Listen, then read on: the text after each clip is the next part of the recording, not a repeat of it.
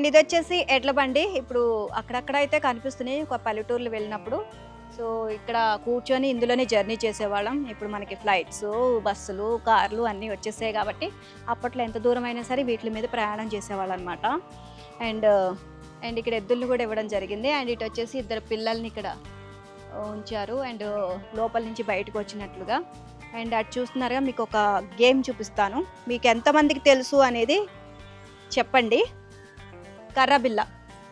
So ఒక్కొక్క ప్రాంతంలో ఒక్కొక్క పేరుతో పిలుస్తారనమాట, కర్రబిల్ల అని చెప్పేసి.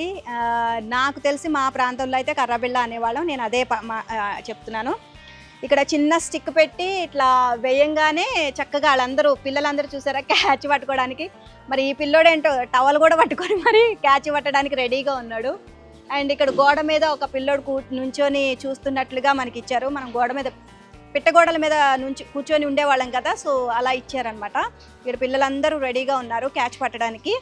సో ఇక్కడ ఒక బాబు మాత్రం కర్రబిల్ల ఆడుతున్నాడు అనమాట.